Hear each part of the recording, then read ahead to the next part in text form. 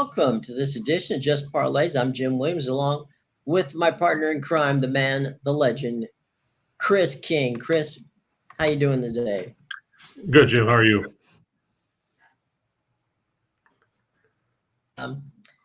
What is the story of the day? And that, of course, is Brian Flores' big lawsuit against the National Football League. And there's likely some truth to the matter. I don't think there's any question about that. Now, whether or not, where that puts Brian in his quest to be an NFL head coach, you and I talked about is probably another thing. So we'll see. Yeah, it's obviously going to put him in an awkward situation. When you turn around, you sue the league and several teams involved. I get the fact that he was aggravated. I don't think that the Giants were going to hire Brian Daboll before he interviewed. And I mean, he wasn't in there in that interview session as a token guy because they had already interviewed Leslie Frazier and Patrick Graham. So they had satisfied the Rooney rule even before he showed up. Right. I think the reason why Daboll got the job is because he was tied to Joe Schoen, who also was the assistant GM in Buffalo under Brandon Beane. Right. That doesn't mean that Flores wouldn't get a job somewhere else, but I think that he kind of put himself behind the 8 ball now with all this. Whether as for Stephen Ross and the allegations he made against him, I don't know what that's going to do as far as the Dolphins ownership if that comes out to be verified. Could that lead to Roger Goodell deciding that Miami has to be put up for sale, much like Jerry Richardson? Well, it could be like the Donald Sterling thing, too, in the NBA with the Clippers. The league is really protective of the shield, right?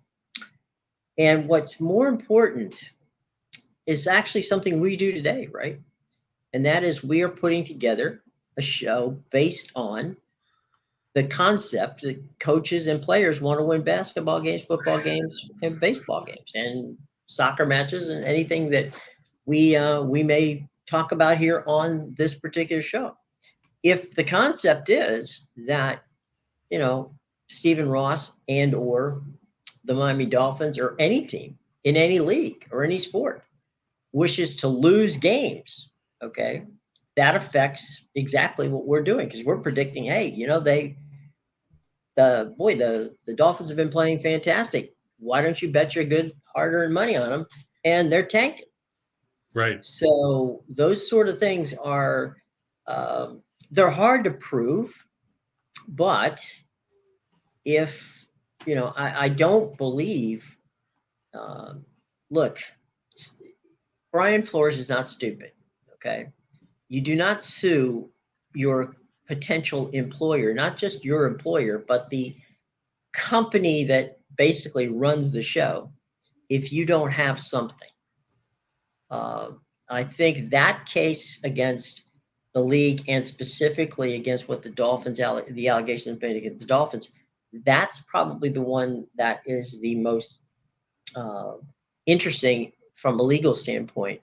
And the one having to do with the Giants, as you said, you can explain it. You're telling me. Let's talk a little bit about your theory of the case on how the Giants came to hire their coach.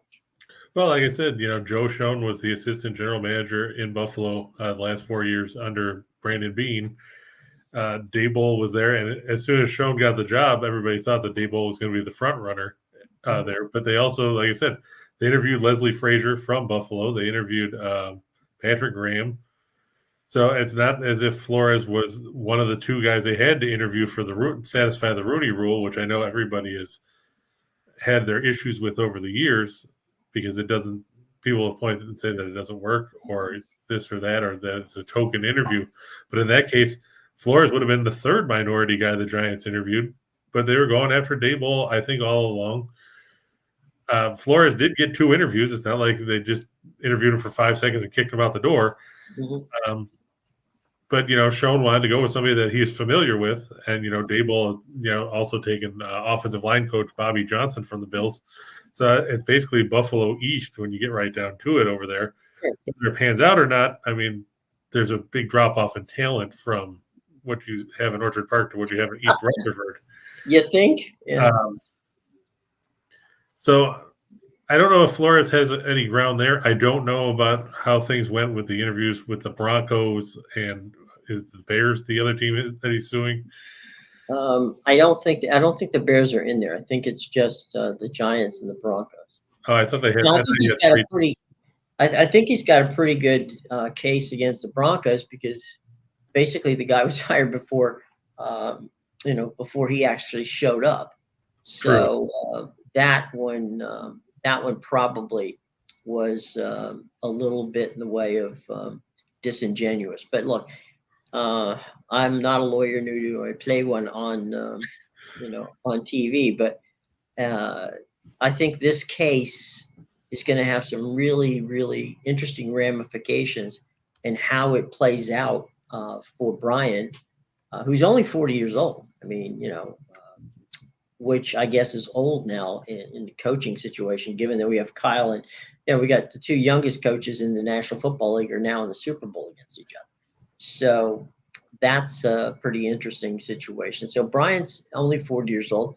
My hope is that he will get a head coaching job, and we'll see how the league does. They're very protective of the Shield, so we'll see how that works out. And of course, now Washington actually has a football team, has a name. It's the Commanders. And, I was still hoping they were going to be the Washington Sentinels because I wanted to see Shane Falco and Nigel Gruff and all those guys come out for the opening game of the season. But yeah, what can you do? I guess they're going to be the Commanders, and everybody will have to deal with that. It could be worse, I guess. Well, the funny thing was in that regard, was that on Tuesday night, of course, today is the day that they have been circled it for 2 months. They've been promoting and saying, this is it. This is the day, blah, blah, it's going to be changed. And last night on Sirius XM radio, Joe Theismann goes on and says, well, they're going to be called the Commanders. And, and basically blew the entire, all of that hype from, them not saying who the name of the team is. Joe accidentally said the quiet part out loud and and outed them. So, whatever.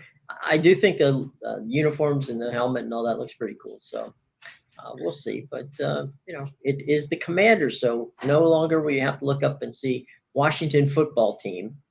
It actually has a name now. They are the Commanders. And going forward, that's the way it's going to be. So there you go. A couple of interesting footnotes there on headlines for the day.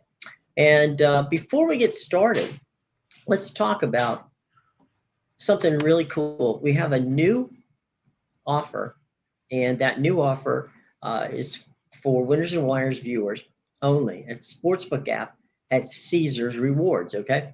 Now, the deal is the new offer is we'll match the first deposit with a free bet up to $1,500 when you deposit at least $50 and using that promo code that you see right there. All the information, by the way, is in the show box below. Now, again, this is a new mobile offer to Winners and Whiners viewers only from the Sportsbook app at Caesars.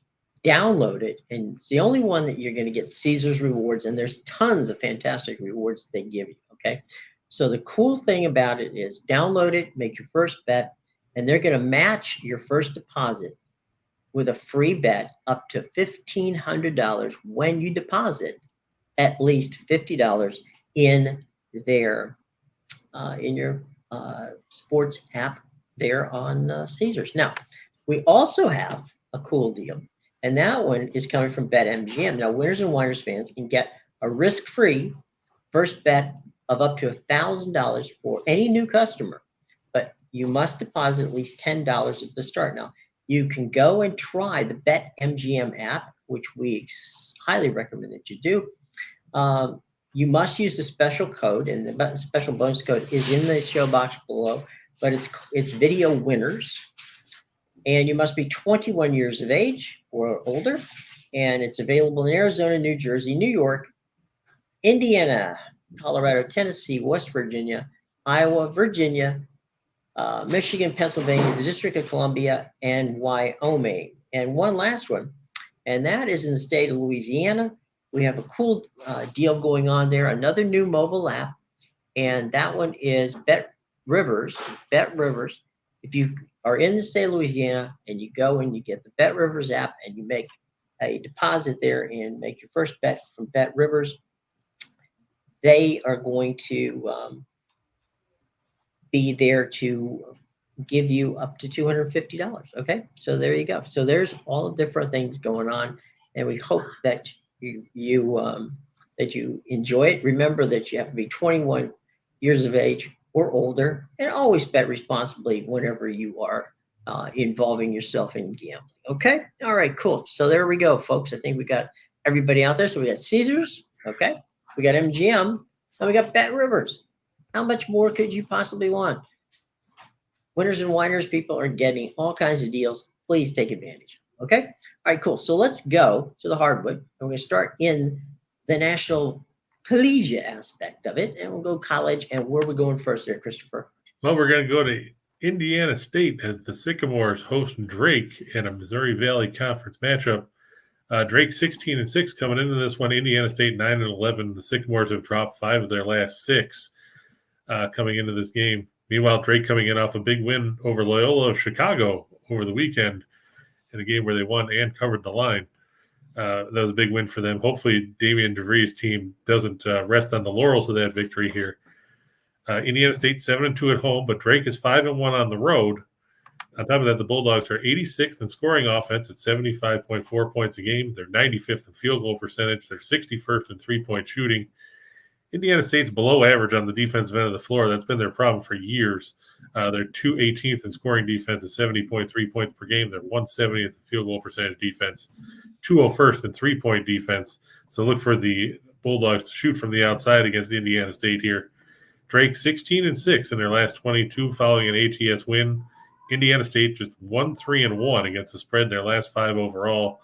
They're also 1-3-1 in their last 5 at home against teams with a road winning percentage better than 600, and 1-3-1 in their last 5 at home against teams with a winning road record. Now, granted, I know everybody points out how Drake has won 3 of their last 4 road games by a single point. But when you're facing an Indiana State team that's lost 5 out of 6, you have to think that Drake can play a little bit better than what we've seen them play on the road of late and come up with a road victory in Missouri Valley Conference play to keep pressure on none other than, like we said, Loyola, Chicago, and Missouri State.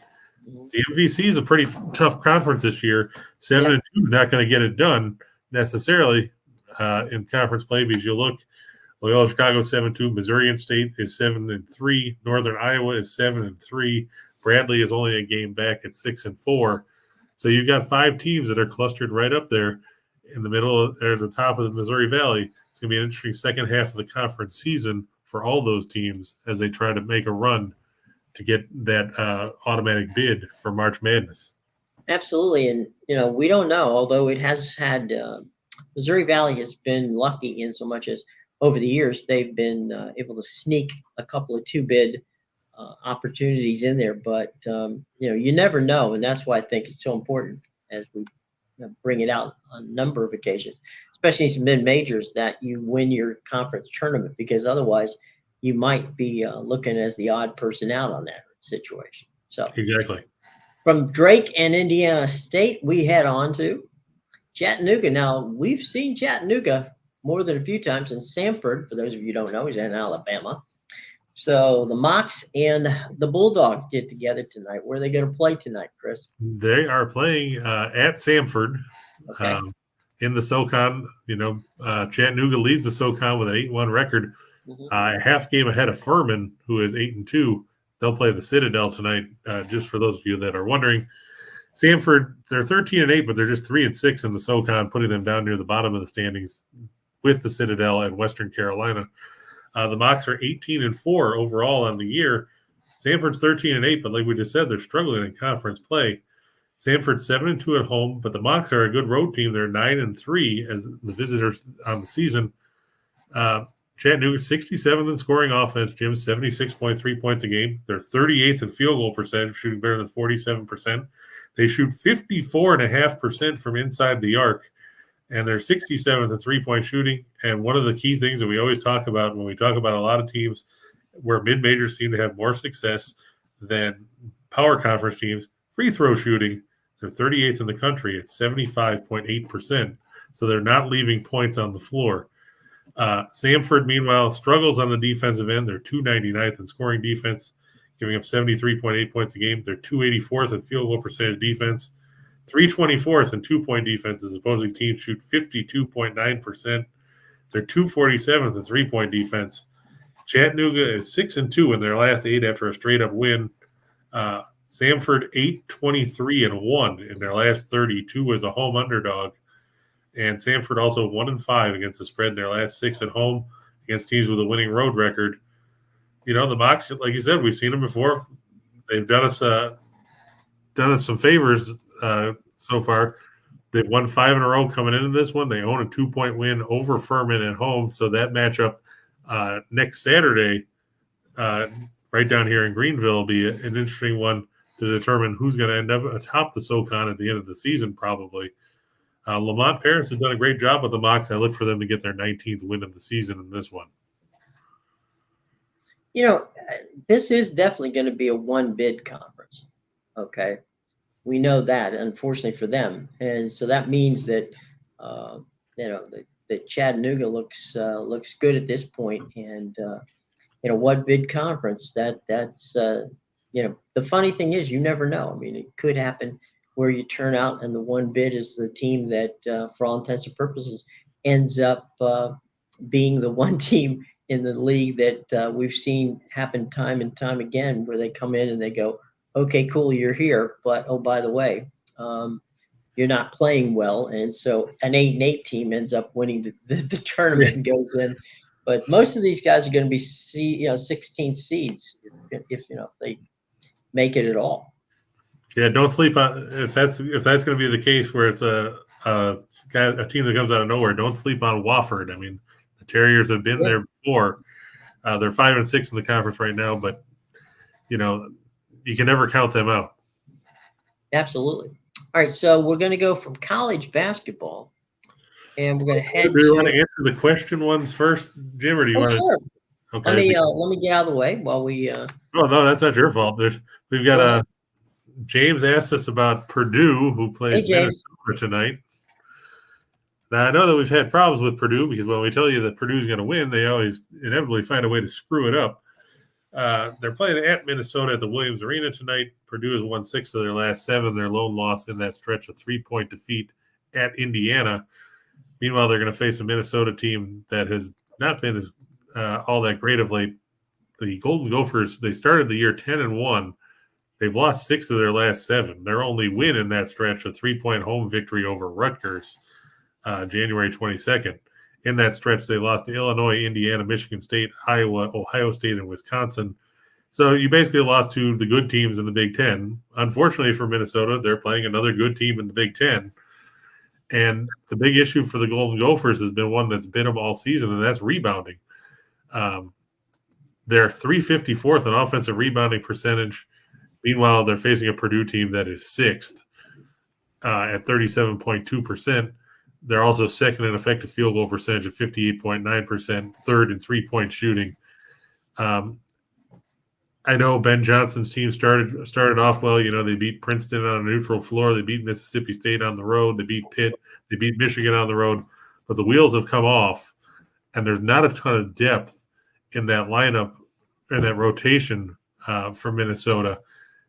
Plus, you look, Minnesota's tallest player that sees any kind of minutes is Charlie Daniels or Eric Curry, who are both 6'9".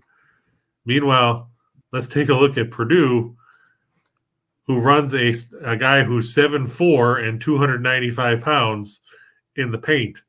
Plus, you've got Trevion Williams, who's 6'10" and 255. That doesn't bode well. We talked about this when Minnesota played Illinois with Kofi Cockburn knocking people around. Zach Edey should have a field day. He's shooting 70.8% from the floor on the season. He should have a big game there, and so should Williams. Purdue will get the win in that contest. As for the game everybody's really excited about for some reason in the Big South, it's Jim, your favorite mascot of all time. That's right. It's the Campbell Fighting Camels on the road as they face the Presbyterian Blue Hose in the battle of teams that people wonder who came up with these mascots. Campbell comes in 12-7. They're 5-3 in the Big South. Presbyterian comes in 9-13. The names 9-13 and 1-6. Now, the interesting thing about Presbyterian is they're 1-4 in their last 5 games, but none of those games were decided by more than 3 points. So Presbyterian struggles in in close game situations. They lost by 3 to Gardner-Webb. They lost by 2 to Winthrop. They lost by 1 to Longwood. They beat Charleston Southern by 1, and they lost to UNC Asheville by 1 in their last game. The problem for Presbyterian, they struggle when it comes to shooting the ball or stopping the other team from shooting. Just to give you an example, they're 343rd in effective field goal percentage at 44.2%. They're 355th three-point shooting. Defensively, they're 340th in effective field goal percentage defense. They're 347th in three-point defense. And they're 344th by giving up free throw attempts this season. Meanwhile, Campbell, this is going to be one of those games where they slow it down. Neither team scores a ton, but that's because they both go at a snail's pace. Campbell 355th in tempo, Presbyterian 342nd. But the Camels are 41st in effective field goal percentage at 53.7%. They shoot 54.4% from inside the arc. They're good defensively, which is something that you can't really say about Presbyterian. Mm-hmm. Campbell's a 3.5-point favorite. Look for them to cover on the road against the Blue Hose. Finally, Vermont and New Jersey, the New Jersey Institute of Technology.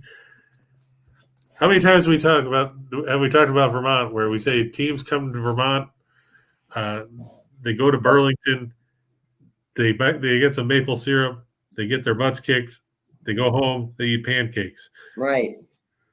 We're looking at a Vermont team that's won 10 in a row. They're 8-0 in the America East. They finally scored less than 80 points in a conference game in that win over Albany on Monday night. It's the first time all season in their 8 conference games they were held under 80. You're looking at a New Jersey team that has lost 6 in a row. Vermont already beat them by 26 at the New Jersey Institute of Technology in Newark. The Highlanders are in trouble here. I don't see John Becker's team letting up at all. The game that they're looking for down the stretch will be a game on February 16th, so 2 weeks from now when they face Massachusetts Lowell. But by then, they should have the America East locked up. Take Vermont, give the points. The Catamounts run their win streak to 11 and win at home. I feel bad for Brian Kennedy, but hey, you're the one that chose to go to the New Jersey Institute of Technology to be a coach. A fine school, I'm sure, but pancakes for everybody when you play Vermont. There's no question about it. That's just the way it's going to be, folks. Let's go to the ice. Do we have any more questions before we want to go over there? No, I think that's all the college games that we were asking. All right, folks, cue up your hockey questions. Here we go. Yeah, last day before the All-Star break in hockey, you get the Islanders at home against the Kraken. This game was supposed to have been Saturday night, but everybody knows that snowstorm that went through the Northeast. The Islanders minus 190 in this one. The Kraken 14, 27, and 4. The Islanders are 500 on the year at 16, 16, and 6. They're 9, 9, and 3 at home. The Kraken 5, 13, and 2 on the road. Kraken also coming in off a 3-2 loss last night in Boston, so they're playing the second game of a back-to-back here. Philippe Grubauer, 11, 17, and 4 with a 320 goals against and an 885 save percentage in net for Seattle. It'll be Semyon Varlamov, 381, 261 goals against and 915 save percentage for the Islanders. This comes basically down to defense. We know that both teams have issues scoring, but the Islanders are 5th in goals against. The Kraken are 28th, giving up 3.51 goals a night. Seattle's 1-6 in their last 7 on the road. They're 0-4 in the second game of their last 4 back-to-backs. They're 0-4 on Wednesday. The Islanders 4-0 in their last 4 after scoring 2 goals or less. And they're 10-1 in their last 11 as a favorite. Look for the Islanders to get the win at home for Barry Trotz as they actually go over 500 at home on the season.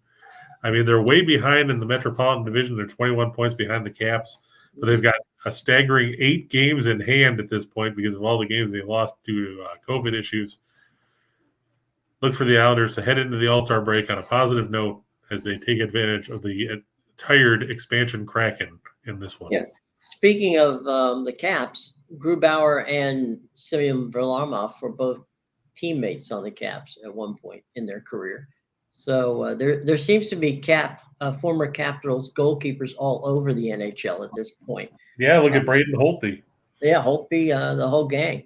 So, yeah, you could have – there's 3 or 4 of them at least. So from the island where it's not as snowy tonight, where do we go from there, boss? We're going to go to Washington. Ah, okay.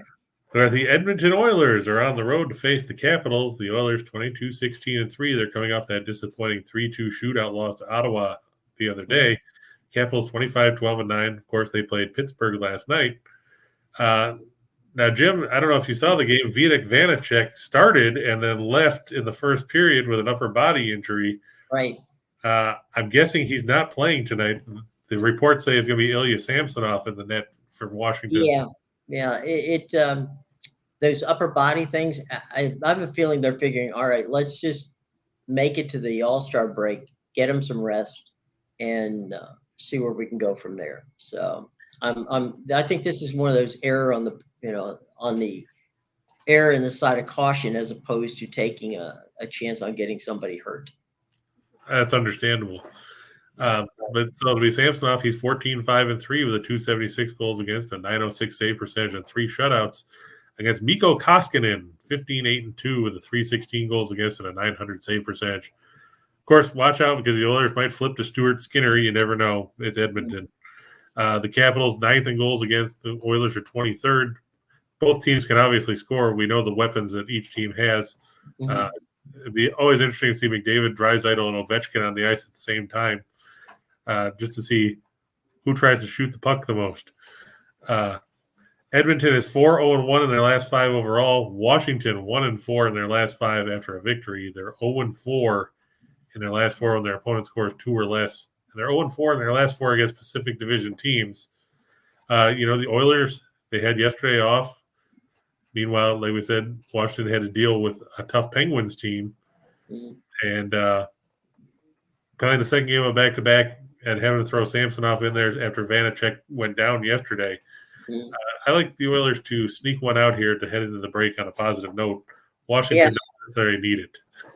It's you bring up a really cool point, and that is that Connor McDavid and getting to see Ovi is going to be fun because I think we should probably have a prop bet on how many broken sticks are going to be tonight because when those guys start wailing at the at the puck, there's a lot of times that you see that they'll go over and the first thing they'll do when they cross over the dasher board is toss a stick and grab another one. So it's going to be good. But one of the things that makes me enjoy watching Connor McDavid play is he is so fast. I mean, that guy is just amazingly quick, and the way he can keep the puck basically on the edge of the stick as he flies down the ice is a lot of fun to see. And he'll be part of the fastest skater competition at All-Star Weekend. So yeah, a lot of fun. All right, well, we're going to go from the NHL to the association. And James is already telling people to hit the thumbs up. Yes. James, thank you for reminding me. James is here as our associate producer from there. James, thanks. Hey, hit the like button. Really, we're likable people. We come here. We give you information every day. We're here to serve you. So please hit that like button, hit the subscribe button, and James, thanks for the reminder. As always, my friend, greatly appreciate it. So we're headed to the association where there's some decent games tonight. Yeah, and like Joaquin said earlier, a lot of late scratches for players has messed up a lot of betting cards because you see teams taking guys out all of a sudden. It'll be Yeah, that happened we last saw night. that happen the other night. Look at Golden State last night. They took out Curry. They didn't play Thompson. They didn't play Iguodala. They didn't play Green. They didn't play Otto Porter. Obviously made a giant mess of things, and they still beat San Antonio. So what does that tell you? A lot about more about San Antonio than it does about the Warriors. Right. But in this one, we've got the Knicks and the Grizzlies coming in from Madison Square Garden. Of course, the Grizzlies coming off that overtime loss to Philadelphia the other night. The Knicks are the Knicks. That's all we really need to say about that. The Knicks are 24-27 this season. Meanwhile, Memphis atop the Southwest Division at 35-18. We're talking about a Knicks team that's just 13-14 at home. The Grizzlies 16-9 at home. The Grizzlies fourth in scoring offense on the season at 112.1 points a game. They're 16th in field goal percentage, and they lead the league in rebounding, which is a big thing because it's always good to get second chance points. The Knicks 27th in scoring offense, 27th in field goal percentage. They can shoot the three somewhat, but that just means you're not shooting well from two if you're only shooting 43.7% from the floor. This is true. Is 5-0 in their last five after an ATS loss. They're 4-0 in their last four after a straight-up loss. The Knicks 1-7 against the spread in their last 8 at home against teams with a winning road record, and they're 0-5 against the spread in their last 5 at home against teams with a road winning percentage greater than 600. Quick look at the injury report. Obviously, Dylan Brooks still out with that ankle sprain for Memphis. He'll be out until probably after the All-Star break. Steven Adams is questionable tonight with an ankle sprain. For the Knicks, Derrick Rose still out after having ankle surgery. That's it for them on the injury front. So they'll have all those guys that nobody cares about. Nerlens Noel, we're looking at you, the big void in the middle for the Knicks that does nothing but take up space and collect a paycheck. And not in a good way. Right. Kemba Walker should be out there if Thibodeau decides that he can be in the rotation. But in the end, Memphis, it's tough to deal with Ja Morant. We've seen him tons of points. And the Grizzlies get the win here because the Knicks can't score. Real quick, it seems like from our fans section over the past couple of weeks, we've had a lot of it's very pro Grizzly. I mean, we got a lot of Memphis fans there. So, they're definitely some Grizzly fans in the house, so we greatly appreciate seeing them. Not a lot of Knicks fans in the house, so not a lot of Knicks fans in New York at this point. But anyway, what are you going to do? True. All right, from the Grizzlies and the Knicks, we head on to Cleveland and Houston, because why not? Because somebody has to. Right, the Cavaliers 31-20, the Rockets 14-36. Houston's just 7-16 at home. Cleveland 15-11 on the road. And this is going to be a clash of styles. Cleveland leads the league in scoring defense at 102.2 points a game. They're fifth in field goal percentage defense. They're sixth in three-point defense. Meanwhile, flip the script. The Rockets are dead last in scoring defense. 116.9 points a game allowed. They're 29th in field goal percentage defense. They're 17th in three-point defense, but other than that, they're great. I'm sure they pride themselves on their defense in the layup line drill or the free throw drill. Right. Cleveland 9-3 in their last 12 on Wednesday. Houston 3-12 against the spread in their last 15 after a straight-up loss. They're 2-9 against the spread in their last 11 against teams with a winning record, and they're 0-4 in their last 4 at home against teams with a winning road record. The injury report shows Darius Garland won't play for Cleveland again tonight. He's out with a sore back. Lauri Markkanen out with an ankle sprain. And, of course, Ricky Rubio and Colin Sexton have been out for the year. For the Rockets, Trevelyan Queen is down with the G League, so is Daishan Nix. And everybody's favorite basketball player, Usman Garuba, is out after wrist surgery for the Rockets. I know everybody's disappointed that Usman Garuba won't be in the lineup for Houston just because they can probably get a bunch of points trying to spell that in Scrabble. Right. Of course, They John, can get more points. They're going to get more points for that in Scrabble than Houston's going to get on the Cavaliers today. right. So I'm surprised the line's only 5.5. In all honesty, because like you said, it's tough to score on Cleveland, and Houston can't stop anybody. I don't think Houston could stop a local YMCA team. No, I thought you were going to say Presbyterian, but okay. Well, yeah, they probably can't stop them either. That's right. Hey, before we move on to two for the money, let's go back and talk about now. Look, get your phones out, folks. Okay, because if you don't have these apps, we're going to want you to download them either from the App Store or from the Google Play Store. Now, my apologies first, because at the last minute we had a little computer situation, so I'm going to have to read this stuff for you. But all of the information is in the show box below. Let's begin with our buddies at Caesars. Now, Caesars has a cool deal for those of us here at Winners and Whiners and those of you out there. So as I said before, have your phone ready because this is a mobile offer only. So Winners and Whiners viewers from Caesars is going to get this deal. Now, here's the deal Caesars is going to do, and it's only going to be on the app. So remember, it's going to be on the phone. All right. So here's the deal. The deal is they're going to match your first deposit with a free bet up to $1,500.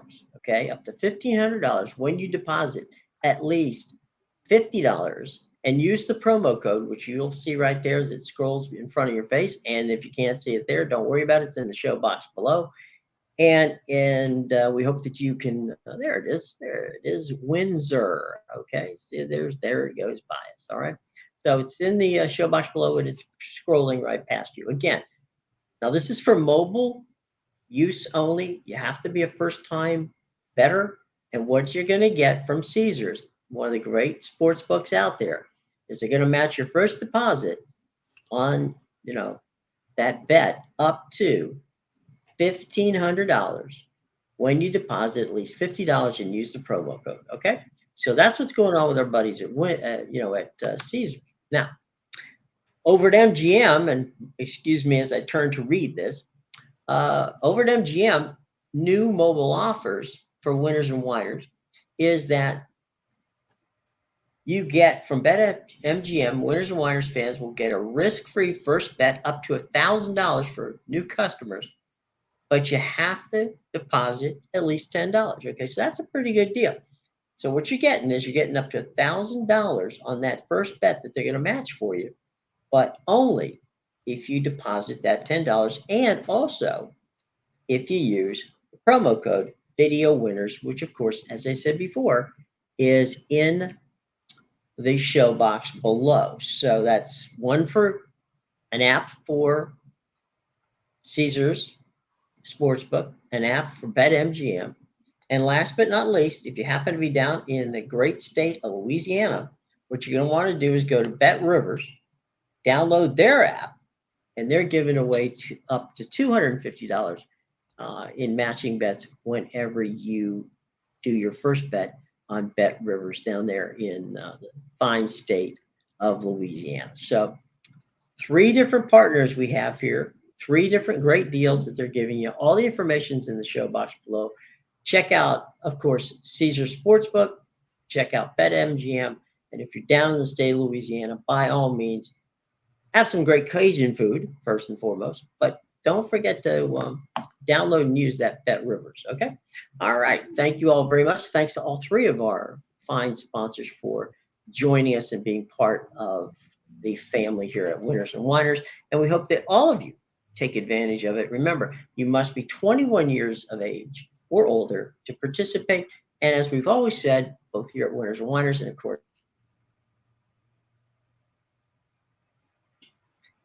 bet responsibly. All right, cool. All right. So it's time for 2 for the money. And here we go. Yeah, like we said, the Islanders over the Kraken. Obviously, Seattle playing the second game of back-to-back. They haven't had any luck in those situations. And the Islanders, they started off slowly at home this season, but they've turned things around now. They've figured out the building. I look for the Islanders to prevail there. We just talked about Memphis and the Knicks.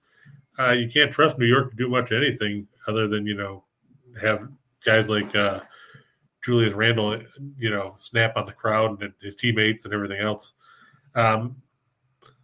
Matthew asked about the Wild money line. I actually like them tonight on the road over the Blackhawks. The Wild have played some good hockey, and they're right in the thick of that Central Division race with Colorado and Nashville. The Blackhawks, they had a good stretch for a little bit. Now they've lost 2 in a row. They lost to Colorado, and then they fell to Vancouver the other night. Minnesota, they're a dangerous offensive team.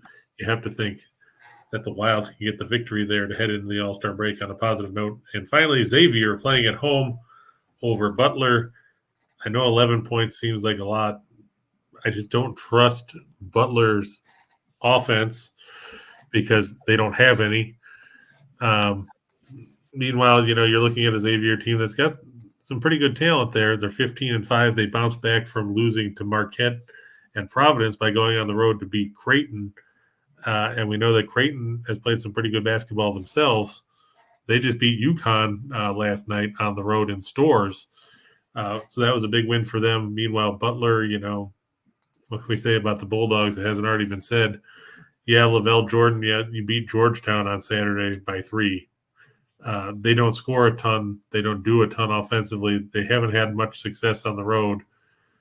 Their big signature road win, and I'm not counting Georgetown when they beat them in Georgetown, was an overtime win against Oklahoma back in early December. Meanwhile, their 3 conference road games, they were blown out by 40 by Villanova. They also lost to Connecticut by 17 and Providence by 7. I don't see them giving Xavier much of a game here. Okay, let's go from 2 for the money, 4 for the show. Right. Like we just said, Cleveland, -5. It's actually down to 5. I put 5.5 before, but I checked. It went down to 5. Over the Rockets, we said Houston's the worst team in the league in scoring defense. Cleveland is the best. Houston can't score anyway. They're one of the most inefficient offenses in the league. The Cavaliers should have little problem there. For our good buddy Pete Medhurst, Navy going on the road, they're going to face Lehigh. I like the midshipmen -6. They bounced back from that horrible loss where they blew a 27-point second-half lead to Army. They've won 2 in a row. Coming into this one, they beat Bucknell. They beat American. They'll take down Lehigh here and avenge the loss they had. And Pete Medhurst will be on the call of that game for those of you who want to check it out on TuneIn. It's on WBAL radio, which you can find on TuneIn. And so you'll get a chance to listen to the midshipmen taking on the Mount. And of course, we talked already about Edmonton and that game against the Caps tonight. And Right. Your buddies at the Rhode Island Rams, they play the Rams and the Rams. Now, one thing we know tonight, the Rams are going to win. Right. The Rams are gonna win in Queens. That's right. Or it might be the Bronx. I always get confused where Fordham is because Fordham's closer to the Bronx than to the Okay, that's what I thought. Yeah. So we're going to take the Rams in the Battle of Rhode Island and Fordham in the Atlantic 10. Look for Jared Roden and company to get the victory there. To pick up a road victory, go to 13-7 on the season. Okay, it's menu time. We got plenty of fun stuff on the menu tonight, and we've already said that Vermont's going to do well because the folks down in New Jersey are going to take home a case of maple syrup to go with them. Now, you had talked about UMass Lowell. Now, they're playing the Maine Black Bears. That could be an important game, correct? Yeah, it's definitely important for Lowell or for Massachusetts Lowell. I mean, Right. They're coming off back-to-back losses. They need a win here to put some pressure on everybody else. And Maine is not a good basketball team. Let's face it, they're 4-16 on the year. They've lost 10 of their last 11. And sadly, if you throw out wins against non-Division I teams, Maine has 1 victory. They beat New Hampshire at home. They beat New Hampshire at home last week, 71-64. That's their lone win over a Division I team. They're horrible offensively. They're horrible defensively. The weather sucks. They don't have any players. It's kind of like, the Jim Mora, we couldn't run the ball. We couldn't complete a pass. In this case, it's we couldn't inbound the ball. We couldn't make a shot. Every time they went down the floor, they scored points. It sucked. We stunk. That sums up Richard Barron and Maine in a nutshell. Well, of all the Loyolas out there, it seems like the Loyola of Chicago seems to be the one that's doing the best. Yeah, I look for the Ramblers to bounce back here. I know they were disappointed with the way they played against Drake, losing 77-68. They're facing an Illinois State team that doesn't know what defense is. I think they're allergic to it. We've talked about that before with Coach Dan Muller, not to be confused with Dan Mullen. Right. Illinois State, they come in losers of 7 of their last 9, 3 in a row, including a loss to Evansville on the road after they beat them by 38 at home. Loyola Chicago has too many offensive weapons, and they're too experienced to get tripped up in this one. Look for them to roll past Illinois State. This one's going to be an interesting one. It's in Champaign. You got a big matchup. It's going to be Cockburn and Alfonso Plummer and company from Illinois against Johnny Davis, 49-year-old senior Brad Davison in Wisconsin. Brady college basketball. Yeah, it's going to be a close game, I think. That's why I'm taking Wisconsin with the points. I think Illinois should pull it out because they're at home, and Cockburn's healthy. He's out of the concussion protocols and all. But Davis will keep it close. He's been tremendous this season for Wisconsin. This will probably be a 4 or 5 point game, so take the Badgers and the points to cover. On the NBA hardwood, Dallas and Oklahoma City, the Mavericks favored by 12. I know Porzingis is not going to play tonight for Dallas. It probably doesn't matter. Tim Hardaway Jr. also out after he broke his part of his foot, the fifth metatarsal. But Gilgeous Alexander's not playing for Oklahoma City. That takes out their best offensive weapon. The Mavs should prevail at home. Boston over Charlotte. Charlotte without Gordon Hayward again. He's reconditioning after being in the COVID protocols. Jalen McDaniels out. Kelly Oubre is probable tonight, which is a boost for them. Meanwhile, for Boston, Dennis Schroeder probable with Achilles tendinopathy. Robert Williams III also probable with a sore toe. Boston playing at home. They've won 4 out of 5. They should make it 5 out of 6. Brooklyn -4 over Sacramento. I know the Nets lost last night. If anybody watched it on TNT, Ian Eagle was on the call of that one as they lost in Phoenix. It's a much softer landing when you're facing a Sacramento team that is abysmal. They also won't have Marvin Bagley out with an ankle sprain, Terrence Davis out with an injury to his wrist, and De'Aaron Fox questionable for seemingly the 39th game in a row with a sore ankle. The Nets haven't released an injury report yet. You have to hope that Harden doesn't sit like he tends to do in the second game of back-to-backs. But either way, Brooklyn's got enough offense to get the win. On the ice, the Kings over the Red Wings. Detroit has stumbled a bit of late. The Kings play good hockey. Jonathan Quick in net for LA against Alex Nedeljkovic for Detroit. Arizona, hey, kudos to the Coyotes last night for stopping the Avalanche's 18-game home win streak, winning 3-2 in a shootout, mainly because Colorado decided to ring one off the post and then let Nazem Kadri shoot in the final round. However, now they have to go home and face the Flames, who are rested. Look for the Flames to win that one and end Arizona's win streak at 1. And Edmonton and Washington, I look for it to stay under 6.5. The last 4 meetings between these teams in the nation's capital have fallen short of the mark. Both teams are probably going to want to just, make sure they can get to the All-Star break without anybody else being hurt. That doesn't mean McDavid and Ovechkin and Draisaitl won't put points on the board. It just means that it's going to end up under 6.5. It might be a 3-2, 4-2 type of game. It'll be interesting to see which stars light the lamp in tonight's game. I'd like to see all 3 of them do it, but you never know. It'd be interesting to see if Kuznetsov can be one of those guys. It's hard to believe the guy that good keeps flying under the radar, but he does. So I guess when you're going on a team that's got the biggest scoring star in Russian history, it's kind of hard to make a mark behind him. But Kuznetsov, made the All-Star team. He's doing pretty well. So it'll be fun. You're right.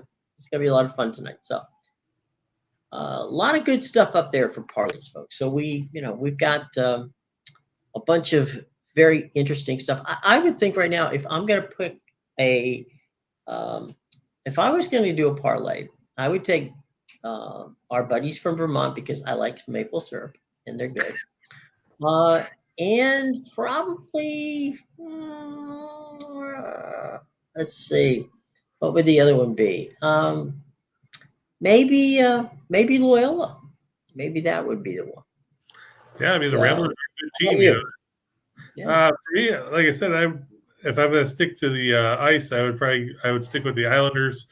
And, I like the way Arizona played yesterday. They tied that game against Colorado in the last minute, 38 seconds left, then won a shootout. I don't think Scott Wedgwood's going to make 38 saves on a consistent basis. No. But if I had to go another, I would probably take the Cavs over the Rockets just because we said Houston is the That's true. scoring defense and Cleveland is first. Cleveland doesn't have to score a ton to beat you because they lead the league in scoring defense. True. Well, look, folks, we hope that any last questions before we leave and I think